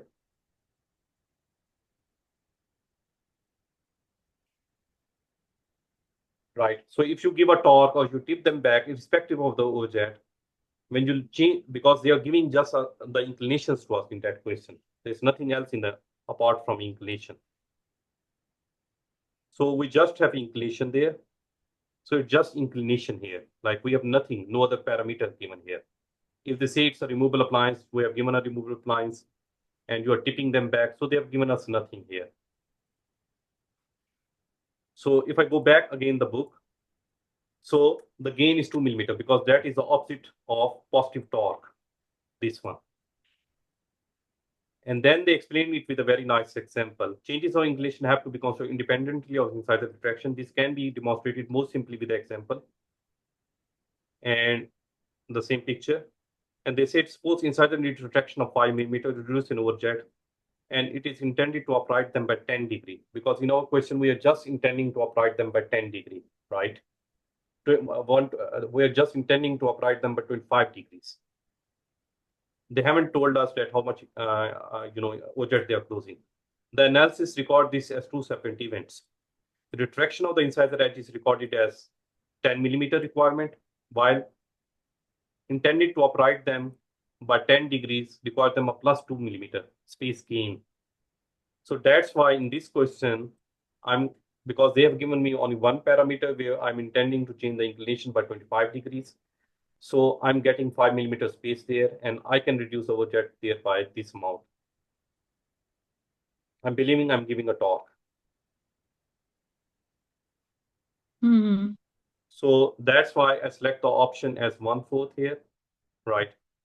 And if you give me 1 minute here, Sir, they say become 1/4. It will not become 1/4. The old jet will not become 1/4, but the correction will be 1/4.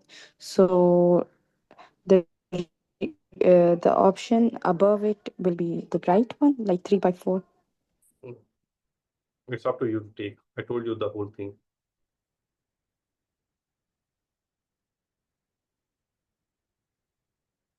Just do not want to show the identity of the person. Just give me a second. Yeah, so I sent the same question to this guy. He works in Manchester. Like the same, like it was because it's the same question. If you see the question,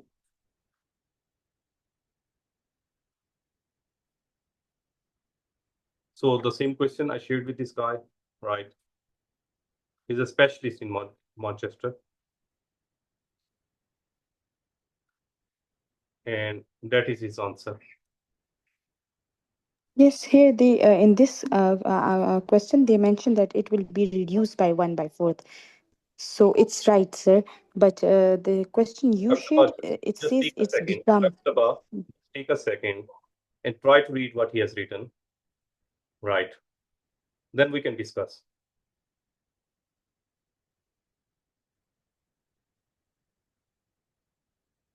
I told you that every candidate from UK, they are trying to solve it by 1/4 because their supervisors are saying so. And this guy has written the same thing. He said the question is problematic from the beginning because we cannot correct 25-degree torque, like the roots will come out. But he said that I think whoever put this question wanted to solve it by the Royal London space analysis, but logically it does not apply. And what you are saying regarding Laura Mitchell is more correct, and I agree on it. However, I genuinely feel that they mean that Royal London, when formulating this question, as no other equation is popular in UK. Right.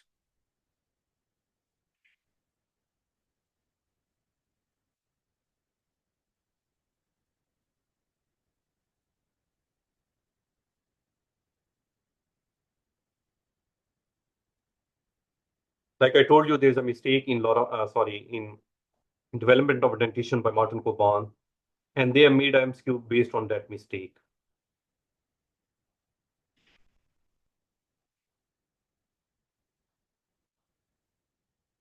And might be when he was formulating that question, he also added Martin Coban. And if there's a reference of Martin Coban, he's a super professor in UK, right? So he's the one who is writing their textbooks. So we know that there's a mistake, like the Latin incisor cannot develop in utero, but it's a mistake in his book, and there's MSQ regarding that.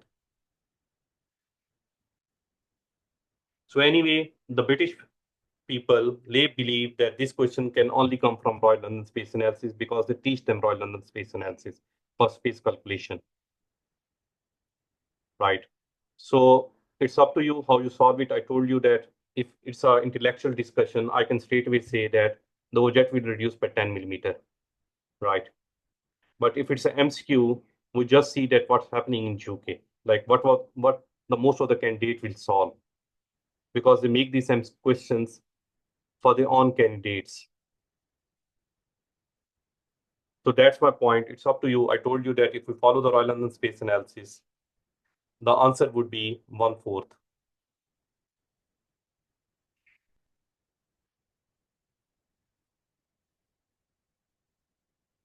Right. But if I solve it by Laura Mitchell thing, the same is repeated there. Some similar concept by these MBT people, right?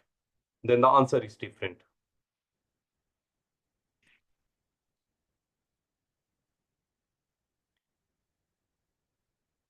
because last time we have this discussion, because that's the last group, because then one of the person, his supervisor, like what he was in Gulf, and the supervisor studied from King's, right? He did his master and PhD, and he solved this question also by 1/4. He said this is the only logical he feels. So I told you the British candidates solved this question by Royal London space analysis. And if I'm given a chance, I will solve it by normal, like the option B. But they are solving it 1/4. I will leave it to you people how you do it. We have done all the discussion.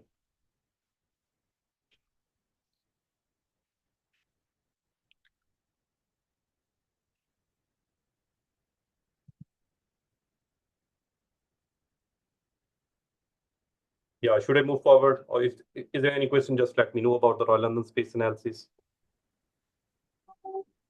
No, everything is fine. Thank you, Doctor. Good to go. Yeah. Okay, sir.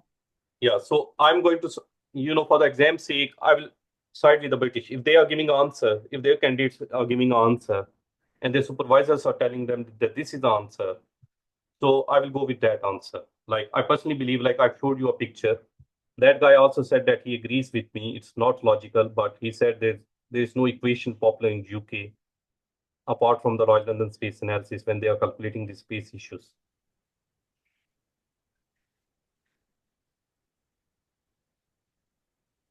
So I will select again D here.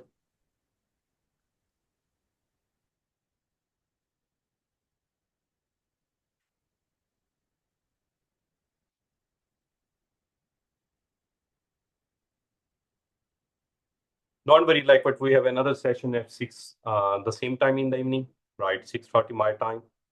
So something like 3:30 or 4:30, 5:30 at, not 5:30, yeah, 4:30 at KSA time. So I would be quick, like I will solve 50 MCQs. Like I have my 50 MCQs for solving tonight.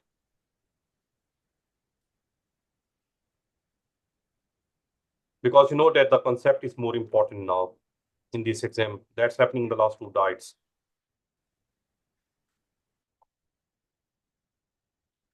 So you are placing a temporary anchorage device for the patient who requires anchorage. You have administered local anesthesia using syringe picture. You have confirmed that you have achieved sufficient anesthesia. So we discussed this last time, like in one session, this is the exam MCQ.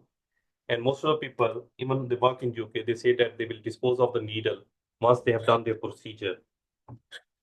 Like they say that the surgeon do not dispose of their needle once he feels like that he's injected and he feels that it's effective and do not dispose of. Once the tooth is extracted, he will dispose of. Same like people who are placing the tabs, orthodontists, they say they will dispose of the needle once they have placed their tab, right? So it's basically not resheathing, because I went for the classical definition of resheathing. It means more like repacking. So once they have done it, they will place their needle in a needle guard, right? So needle guard is also the classical one. And sometimes, like, they place it in, if you do not mind and give me 1 minute.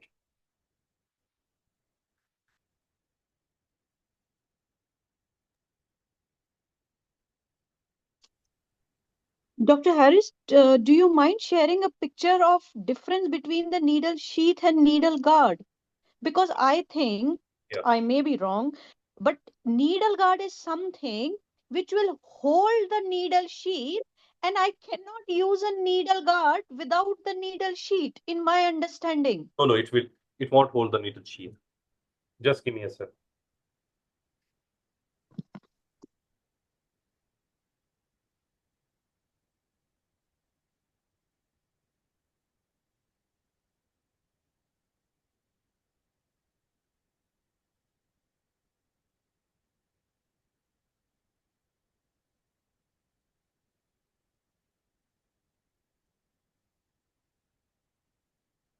I'm trying to use a link someone sent to me.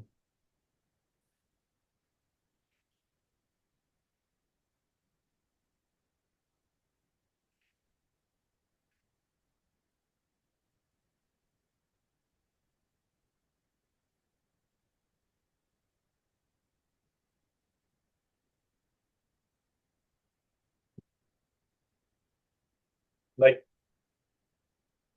what this one?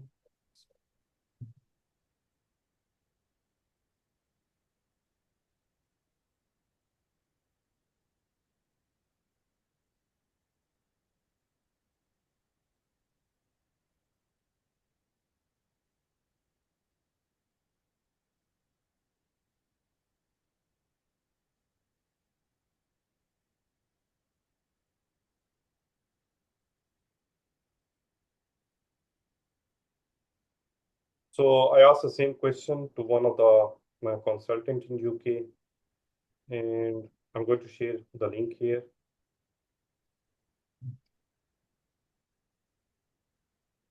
The sheathing is, to put it in a cap or something like that. And what is needle guarding then? yeah, I will show you the needle guard. So in Guy's hospital, they said that we are using these needles and we just put it in the cap.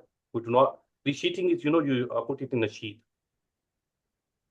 So they have these. Sheathing is the sheath means the cap, right? The plastic cap. Yeah, so they are putting in something like that, right? They say that these have these covers and they're putting like this covered, right? Are you showing the picture, by the way? Because I cannot see anything on your screen at this Yeah, point. sorry, I was just opening a personal chat. So I close the screen sharing. Yeah. So they are using Okay, so yeah, and they are using these ones. And now if we go to the needle guard, because the question is about needle guard, so remain stick to it. In fact, I'll go to YouTube. Or in fact,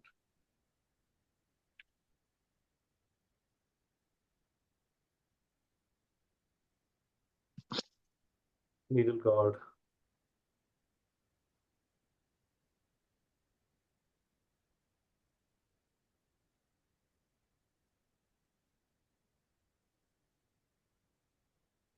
Yeah, so this is the needle guard.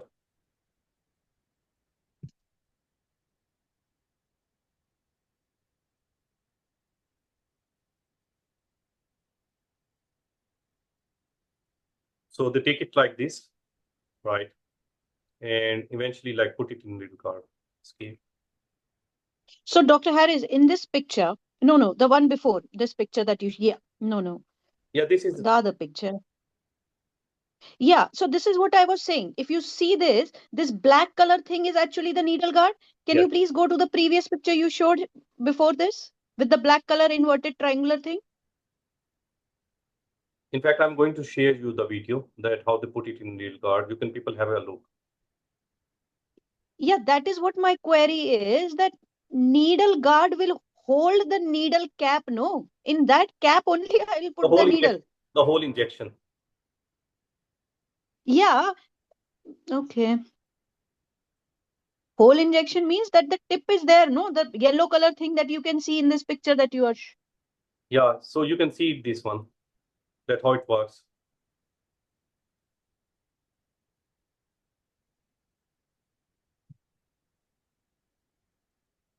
So have you shared the video on WhatsApp? Yeah, I shared the video. Thank you. So resheet using a needle guard, leave it on the instrument tray in case you need to change the site of placement tag, transfer it to the sharp bin at the end of procedure. So option D here. Doctor, do they discard the whole injection, like the whole? It depends on the injection. If it's a metallic, they do not discard the metallic part. So it depends on the nature, like which one. Yeah. The one I showed you by Septodon, they discard the whole of it. It's all plastic. Okay.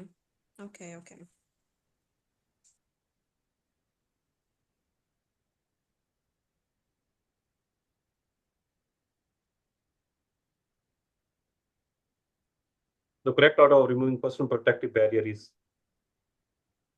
I don't know if these questions came. It's B, apron, eye protection, mask, and gloves. And then gloves.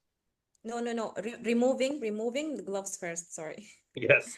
Gloves first, and the mask is the last, yes. Sorry. So gloves. So it's A. Gloves, apron, eye protection. Retraction A, doctor. Yeah.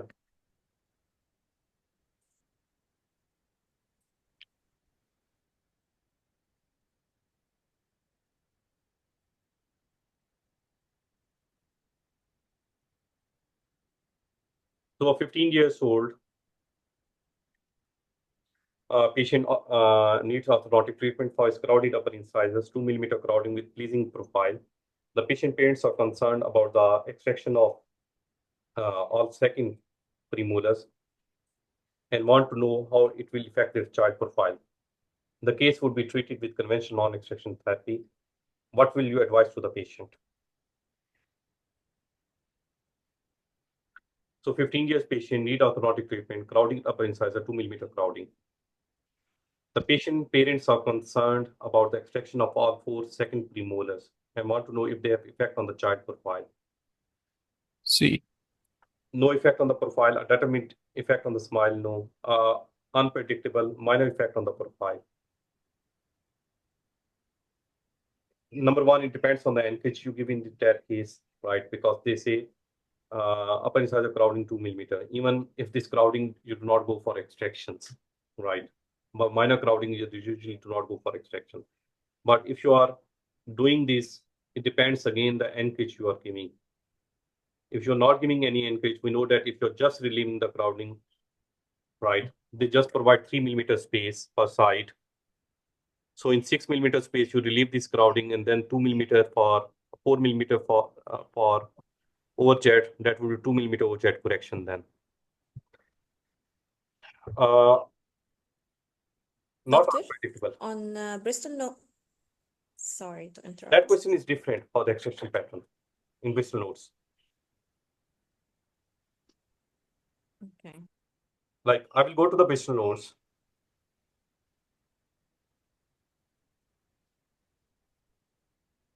I don't know why my downloads are not helping me to search.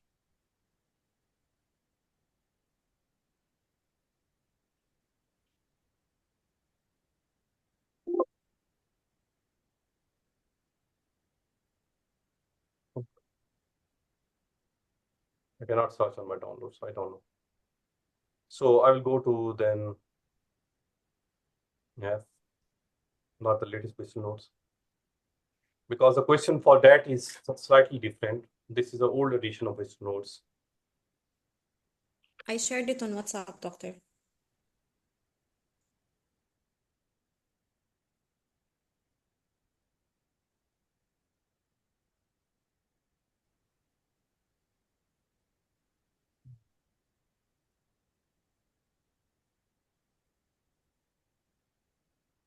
It's versus Dr. extraction. Harris, I shared it on WhatsApp. Yeah. So effect on the buccal corridors concurrent. Premolar extraction seems to be a small effect on the profile, but not necessarily detrimental. Yeah. But is it for 5 or 4s?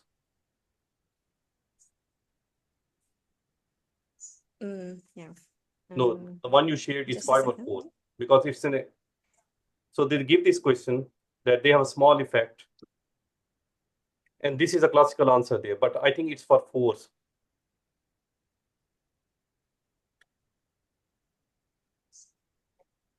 Yes, doctor. Yes. Can you hear me? Yeah, but yes. Yeah. About the 4s. Yeah, this is for the 4s, right? Yeah. So Yes. for 5s, like well, the effect would be more minor than that. Because the question is about 5s, not 4s. So I think there would be a very small effect. As I told you that if I take profit, according to profit, if you extract the second premolar, you get 3 mm space entirely with classical Anchorage, right? Because sometimes we are forced with these extractions of the premolar and we use post-extraction like caries, root canal treatment, then we give absolute Anchorage because we have more anterior crowding, right?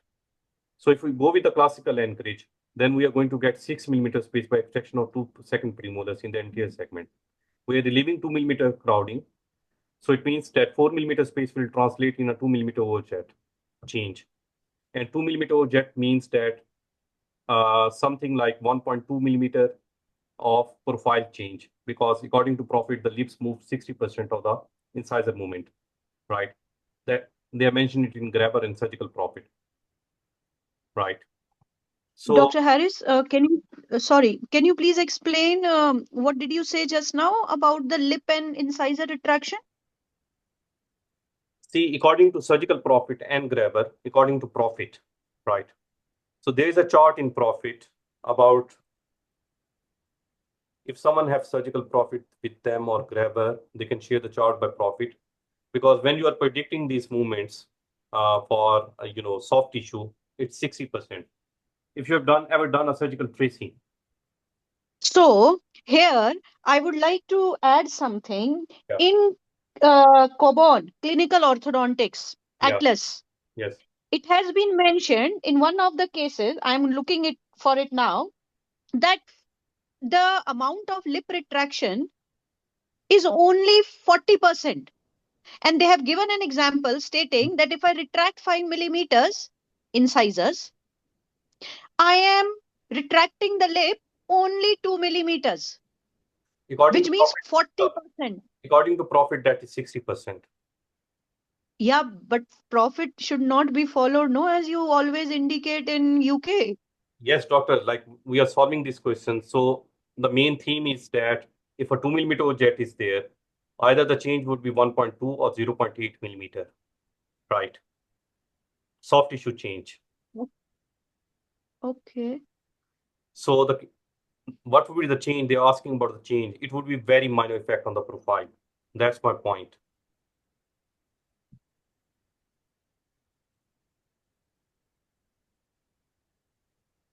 Okay, to solve this, yes, no doubt.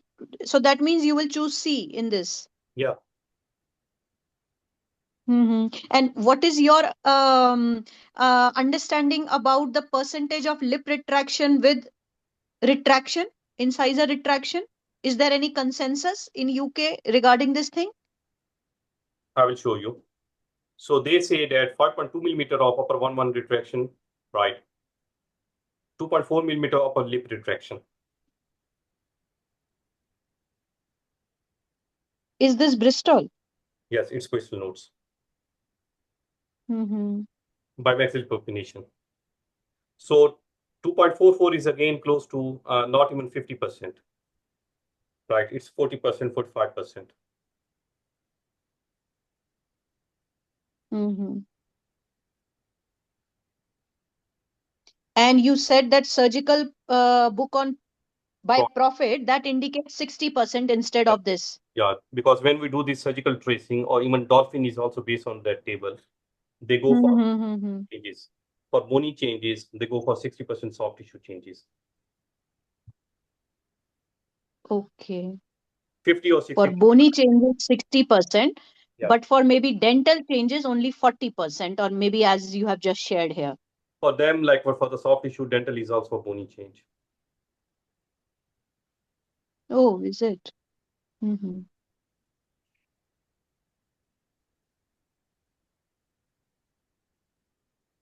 Yeah, if someone have this, surgical profit with them, because I do not have in this system, might be somewhere else.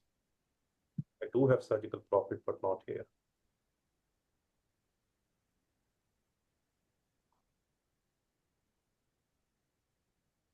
So someone can share and you can see it because it will take some time. Yes, I'm fine. I'll look for it myself. That's not important at this point, though. Thank you, anyways. Yeah.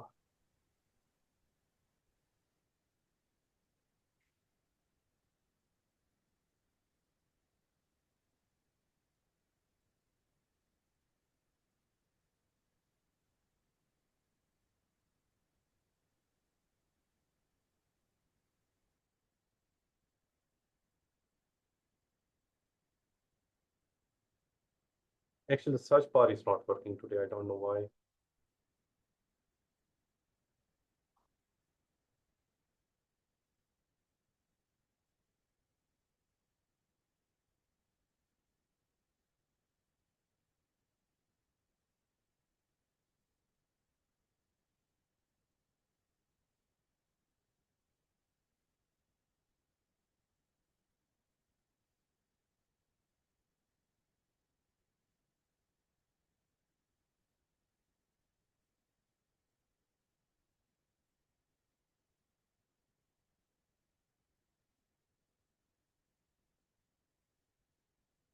So anyway, we can solve it. The system is too slow now after 2 hours. Orthognathic surgery, not this one, orthognathics.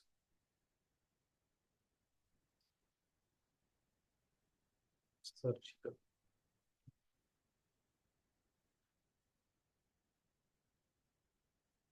Yeah, I think I need to restart my system because it's not working the way I like.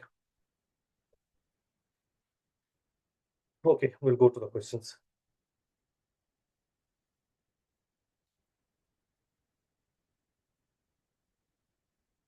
So I'll select D here, not B.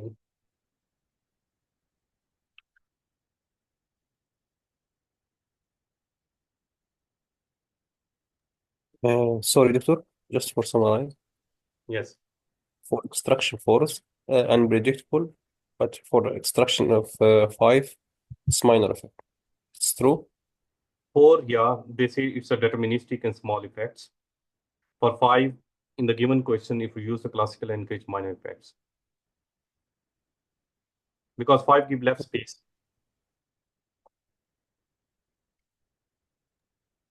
Okay, thanks.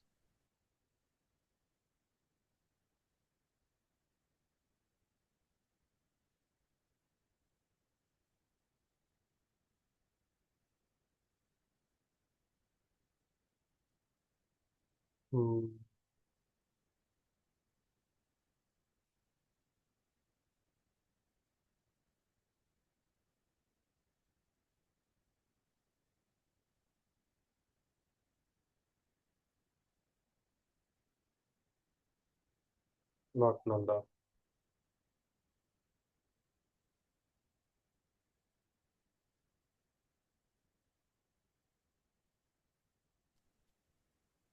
Quite an old edition, but anyway. Okay.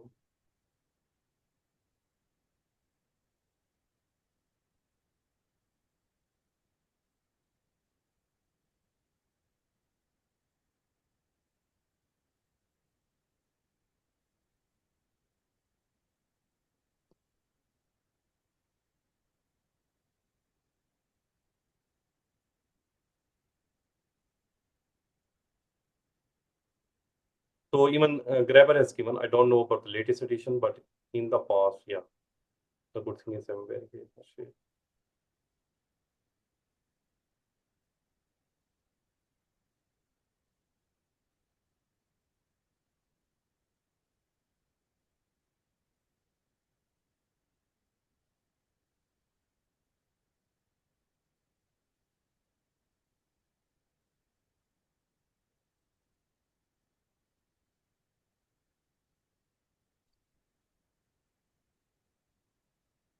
Motas in Pakistan, you literally have to memorize this book. What, Doctor? You literally have to memorize this book if you want to pass the local exam. Okay.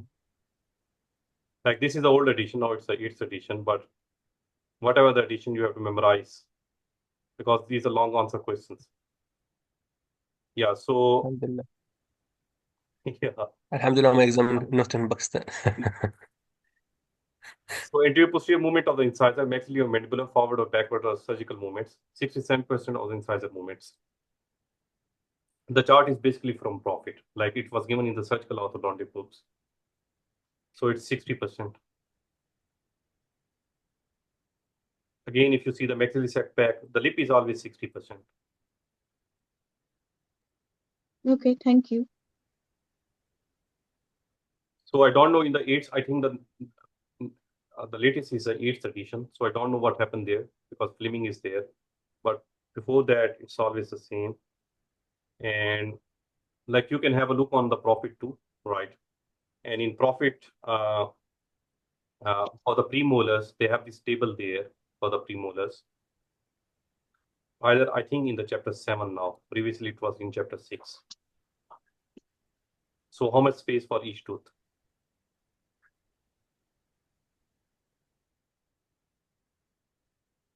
Let me see the chapter 7.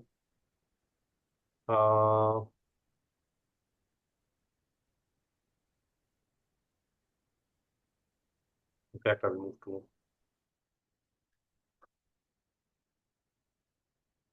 200. Classification of 5 characteristics. So here I'm chapter 7.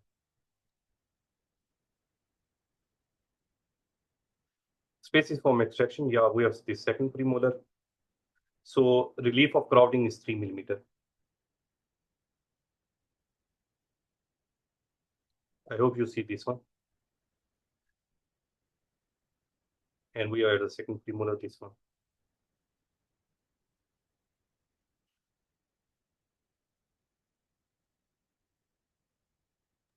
Yes, yes, thank you.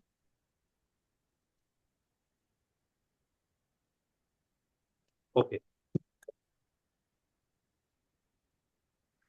There's a 12-year-old female with a bilateral cleft lip and palate. Is under orthodontic treatment using a Quad-helix to expand the alveolar segment. Prior to alveolar bone grafting, sufficient expansion has now been achieved. She returns complaining pain and swelling from her palate 2 or 3 days duration, which is not relieved by painkillers. Clinical reveals that the Quad-helix has become completely embedded in the palatal tissue.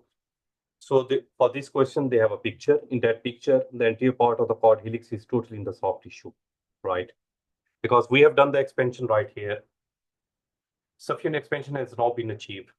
So as we have done the expansion, we will give our TPA with extended arms because the extended arms are not on the palate and the TPA part is on the posterior palate.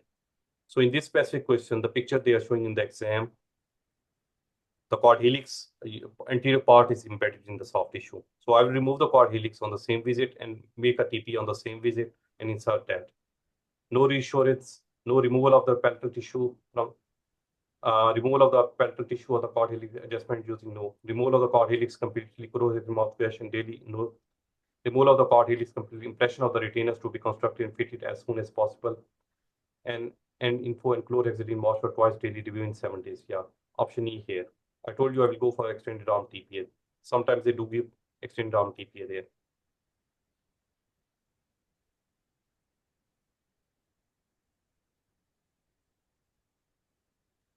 Sorry, doctor, if the expansion not completed, what's the option? Even then you have to stop, right? Because there are no suture in cleft patient, so nothing will fuse. But it relapsed. Yeah, it will relapse quickly. And do it again. Sorry, if normal patient, not cleft patient, what will do? In normal patient, then you will try to expand by different ways because if you leave it for another 1.5 month, bone will form. In 1 month, there would be an immature bone. So usually till the callus stage, 7 days, 10 days, you can do the expansion. So you can give 7 days for healing and give the expander again, but you cannot leave it like 1 month. Same like the distraction protocol. Till the callus stage, you can do it because once the bone is formed, then the bone is a fused unit rather than these maxillary sutures, right? So you have to expand in 7-10 days. So we always remove the Quad-helix. We always remove. Yeah, if something in the soft tissue, it's a source of infection and pathology, you remove it. Like one of my trainees, she didn't remove it was a Nance appliance, and she didn't remove it. It was pendulum with Nance, and the premolar bands were broken, so all the load came anteriorly. So what happened? There was a sinus, like a fistula from the oral floor to the nasal, and it took her like 1.5 years to close that fistula. Because it, close it, they did a soft tissue surgery, it was not healing, right? So you go to a bigger problem then. Yes. Because it's a thin layer of bone, 8 or 10 millimeter, and then there's a sinus in the anterior palate. In the posterior palate, the story is like 6 millimeter bone just. Dr. Harris, I have an inquiry, please, doctor. If for you went for option E, I got that you have to remove it and place an impression. A retainer. Doctor, for option C, if we bend it, just an inquiry, if we bend it like with a triple beak plier, wouldn't it help also, like as an temporary? See, I've seen the picture, right? And yes, in the picture, it's in the soft tissue. So if you bend it like in the 3-prong plier, you have to bend it in this area, not from the anterior area, right? Because this area is totally in the soft tissue. So number one, it won't come. If there's a operculum over it, it might come. Otherwise, sometimes the soft tissue grow over it. So if you bend it too much, it will then interfere with the tongue function. So after 6-7 days, you will see that there are ulcerations on the tongue. because you will because of soft tissue swelling, you will move it like extra downward. So better to remove it because they said that you have achieved your your aims. And some surgeons, the maxillofacial surgeon or the pediatric surgeon, it depends whom you are. Like for some grafting patients, some of my surgeons here with whom I work, they prefer the TPA with extended arm. They want the quad-helix to be removed because they would raise the flap in that area. So quad-helix is eventually removed. Other surgeons ask you to make us, heat cure splint, right? Like they will ask you to do a Yes, sir. surgery and make a heat cure splint for them. So once they have done a grafting, they place a splint over that area, right? So it's up to the surgeon how we do it. For Bimax, for these bilateral clefts, they go for splints to stabilize the anterior premaxilla. Others, they just go for this TP with extended arms. So quad-helix is something to be removed. So if you achieve your goals, why you are keeping it? And it's also have a pathology. Okay, got it, doctor. Clear. Thank you. Okay, then see you everyone after 4 hours. Thank you so much, sir. Because I think here you have to cook food. There's a time to cook food here. I think it's even too late for that. So see you everyone. Hafiz.